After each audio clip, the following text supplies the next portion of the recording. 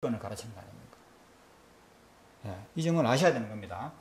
여러분이 이렇게 정신적으로 이론적으로 정리하지 아니한 상태에서 어느 날 덜커덕 법망에 걸렸을 때는 고스란히 당하고 만다는 것이죠. 자기에게도 해롭고 국가에게도 해로운 결과가 나온다는 것입니다. 예, 몇 명의 환자를 상대로 돈을 얼마 받았고요. 그런 식으로 진술하는 그 순간에 본인에게도 피해가 되는 것이고 국가 사회에도 피해를 주는 행동이라는 것을 어떤 측면에서 계산을 해봐도 그거는 맞는 말이라 이 말입니다. 예. 아직도 설명은 조금 더 포함 필요한 것 같습니다. 자, 이래요. 그래서 사실 이제 이렇거든요. 경찰 조사를 딱 받으면 경찰관이 먼저 신분증을 제시하게 합니다. 제시하게 하고 당신의 이름과 나이를 확인한 다음에 제일 먼저 하는 이야기가 당신은 묵비권을 행사할 수 있습니다. 이런 말을 해요. 경찰 조사를 안 받아보셨으니까 모르겠지만 저처럼 경찰 조사를 몇 번 받아본 사람은 다 압니다. 저는 경찰 조사 많이 받아봤습니다. 특히 영어교육개혁협회라는 그런 이름으로 우리 공교육기관에서 가르치고 있는 문법적을 퇴치해버려야 된다, 없애야 된다. 그런 운동을 전개하면서 말이죠. 공교육자들과 마찰을 일으키게 되어 있죠. 왜? 공교육 영어교사님들, 교육부의 정책자들 이런 분들은 상당히 자존심이 강하고 자기가 가르치고 있는 교육 내용에 잘못이 있다고 절대로 믿지 않는 사람들입니다. 그 사람들 앞에서 여러분이 가르치고 있는 문법의 90%가 엉터리니까 지금부터 내 말을 똑바로 들으셔야 하니까 그 말을 기분 좋게 들을 사람들이 어디 계세요? 아예 대화를 안 하려고 하겠죠. 그렇죠. 그래서 저희들은 그 과정에서 교사, 지도자 여러분이 여기에 관심을 기울이지 않고 우리말에 관심을 기울이지 않고 끝까지 학생들에게 그런 식으로 교육을 한다면 학생들이 여러분을 가르치는 결과가 올 것이다. 이렇게 경고를 하고 실천에 들어갔습니다. 그래서 시범 케이스로 모 학교에다가 학생 여러분 지금부터 여러분이 가르치는 학교에서 가르치는 문법은 90% 엉터리니까 요러요러한 내용으로 가르치는 교사는 신고하라고 우리 협회에 신고하라고 그 학교 학생들에게 안내문을 배포를 했어요. 그 안내문을 배포를 하니까 학생들만 보겠습니까? 교육자들도 볼 거 아닙니까? 그리고 여러분이 학교에서 치르는 시험 문제에 그런 문제가 나왔을 때는 즉시 신고해달라. 실제로 신고를 받았습니다. 학생들은 우리 편이더라고요. 그렇게 해서 그 교사에 우리가 문책을 합니다.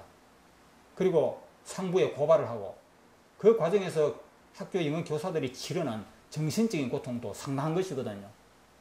그러나 그분은 자존심이 있기 때문에 우리한테 배우려고는 안 해요. 우리가 가르치는 문법이 무엇이 잘못이며 여러분들이 아예 배우려고는 안 해요. 자, 이렇게 해서 이것이 교육기관 차원에서 이게 회의에 붙여집니다. 어떤 민간단체가 우리가 가르치는 내용에서 적극 개입을 하고 간섭을 하고 학교 문제, 시험 문제까지도 개입을 해서 사사건건 개입을 하는데 이렇게 해서야 교권 이거는 침해를 받고 우리는 교육할 수가 없다. 이거 정말 우리는 심각한 교권 침해에 도전한 것이다. 이렇게 해버리는 겁니다. 제가 볼 때는 안타까운 사고방식이죠. 그렇죠. 예. 마음은 문을 열어놓고 자기 잘못을 어느 정도 자기도 잘못할 수 있다는 걸 인정하고 뭔가 받아들이는 자세보다는 철저히 자기만 옳고 그 주변에 어떤 그거는 건의는 간섭이라고 생각하는 거는 잘못된 것이고 예.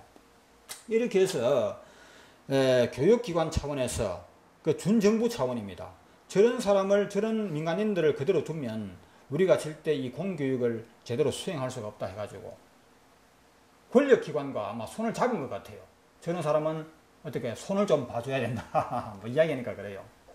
그래서 제가 대표로 교육자 명예훼손 교육자 명예훼손이라는 죄로 검찰조사에 들어갔습니다. 경찰조사, 검찰조사 등등 이렇게 해서 뭐 또 자연재해법과 일 때문에도 있고 그런저런 일로 제가 경찰조사를 여러 번 받은 그런 경험이 있는 사람입니다. 그래서 첫 마디에 경찰조사관이 당신은 묵비권을 행사할 수 있습니다. 또 어떨 때는 묵비권을 행사하시겠느냐고 묻습니다. 묵비권을 행사하겠습니까? 물어봅니다. 그런데 이런 사건에 처음 부딪혀 보는 사람은요, 저 말이 무슨 소리인지 알 것 같기도 하고 모를 것 같기도 하고, 그 신기하죠. 이 죄를 밝히고자 밤낮 노력하는 경찰관이 이 범죄 혐의자에게 묵비권을 행사할 수 있다고, 다시 말해 당신은 지금부터 거짓말해도 좋다고 사실대로 바른대로 말하지 않을 수 있다고 이렇게 가르쳐 놓고 나서 조사를 하거든요. 모순이죠. 그렇죠. 죄를 밝혀야 할 경찰관이 혐의자에게 사실대로 말하지 않아도 된다고 이런 말을 가르치니까 이상하잖아요. 자, 이 조사관은 경찰관은 자기가 공직자로서 성적을, 그렇죠, 근무 성적을 높이려면 많은 죄인을 잡아서 처벌해야 돼요. 그렇죠. 그래야지 자기가 경찰관으로서 활동을 많이 한 그게 증거 아닙니까? 그렇지만 이 범죄 혐의자에게 묵비권을 행사할 수 있다고 이런 말은 죽어도 하기 싫어요. 그렇죠. 경찰관으로서는 죽어도 하기 싫지만 이 말을 하는 이유가 있습니다. 이게 바로 뭐냐면 중앙정부 최상위 정부기관에서 이 경찰에게 교육을 합니다. 당신 조사 들어가기 전에, 범죄 혐의자를 조사 들어가기 전에 반드시 묵비권을 행사할 수 있다는 거 이걸 알려줘라. 알려주지 않으면 당신에게 문책하겠다 이렇게 되버립니다. 예. 그럼 경찰관이 이 말에 대해서 별로 귀담아 듣지 않거든요. 뭐 내가 범죄를 조사를 해서 죄를 밝히는 게 내 사명인데 왜 이걸 내가 왜 알려주나 하고 중앙정부에서 지시하는 걸 어겨버립니다. 예. 어겨버린 채로 수사를 해가지고 그 범죄 혐의자의 죄를 밝혀내가지고 재판을 받게 하거든요. 정가하고 뭐 재판을 받게 했는데 판사가 이런 판결을 내립니다. 이 혐의자가 보니까 자백에 의해서, 그렇죠, 내가 죄를 지은 게 사실이고 도둑질을 한 게 사실이고 나쁜 짓을 한 게 사실이라고 자백을 해가지고, 자백은 증거가 됩니다. 명백한 증거거든요. 그래서 판사가 이 사람에게 죄를 그 벌을 내려야 되는데 판사가 물어봅니다. 경찰관이 조사할 때 묵비권을 행사할 수 있다고 안내하던가요? 이걸 물어요. 뜻밖의 판사가. 그러니까 뭡니까? 이 범죄자가 아닙니다. 그렇지 않았는데 이래버려요. 아, 그런 거는 나 기억 안 난다. 아, 그러면 당신은 무죄다. 제가 빤히 드러났음에도 본인이 죄를 지었다고 이야기하는데도 당신은 무죄다. 무죄 판결을 내려버려. 이게 무슨 말이냐 하면 법정에서도 그렇고 정부에서도 그렇고, 법정은 사법기관 아닙니까? 그 사법부도 그렇고 행정부도 그렇다는 말입니다. 즉 인권이라는 차원에서 묵비권을 행사할 수 있다고 반드시 혐의자에게 이걸 가르쳐 줘야 돼요. 그 정도로 이게 인권이 보호돼야 된다는 것이 인권이. 예. 국가의 하나의 어떤 그거보다는 개인의 인권이 우선이다. 이거 아닙니까? 그렇죠. 여러분, 인권을 챙겨라는 말이 나오는 거죠. 자, 그러면 여러분, 묵비권이라는 말로 하지 않겠습니다. 경찰이 범죄 수사를 할 때, 혐의자를 체포하여 조사를 할 때 묵비권을 행사할 수 있다고 이렇게 말을 하니까 그 혐의자가 무슨 말인지 못 알아듣는 사람이 많아. 묵비권을 행사할 수 있다고 무슨 뜻인지 모르는 사람도 많더라는 겁니다. 안타깝다는 거죠. 국가에서 볼 때는. 그래서 이 경찰 수사관에게 또 새로운 지시를 또 내립니다. 이제 앞으로는 묵비권을 행사할 수 있다는 이 말만 알려주지 말고 거기다가 한 가지 더 보태라. 뭐냐? 당신은 지금부터 사실대로 말하지 아니할 권리가 있다고 이렇게 가르칩니다. 예, 거기다가 당신에게 불리한 진술을 하지 아니할 권리가 있다. 이 말을 또 보태게 하는 거예요. 예? 그래도 이 혐의자가 못 알아듣는 걸 감안해가지고 또 이런 말을 또 문서로 만들어 읽힙니다. 어떻게 읽히느냐? 자, 읽어보시오 그래요. 경찰관이. 당신이 읽어보고 도장 찍으라 그럽니다. 읽어보니까 묵비권을 행사할 수 있고, 예? 사실대로 말하지 않을 권리가 있고, 거기다가 뭐냐면 당신이 지금부터 말을 잘못해버리면 말 그 자체가 증거가 돼가지고 처벌받을 수 있다. 이걸 조심하라고 이렇게 가르칩니다. 저는 경찰 조사를 받아봐서 안다 이 말입니다. 예. 당신이 지금부터 묻는 말에 대답을 잘못하면 당신이 진술한 그 자체가 증거가 되어서 처벌 안 받을 처벌을 받을 수 있다고 이렇게 가르친다 이 말입니다. 이 말은 무슨 말이냐면 이 당신이 죄인이라는 증거가 없다 할지라도 네 입으로 죄를 고백하면 그거는 바로 증거가 되어서 처벌된다. 이런 이야기 아닙니까? 그렇죠? 예. 그 정도로 가르치고 있어요. 그걸 다 읽어보고서도 바보같이 예, 사실대로 말씀드리겠습니다. 이렇습니다. 죽을 죄를 졌습니다. 달게 벌 받겠습니다. 이런 사람들이 얼마나 많습니까?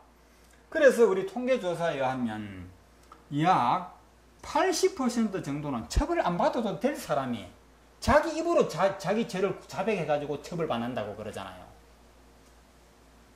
예.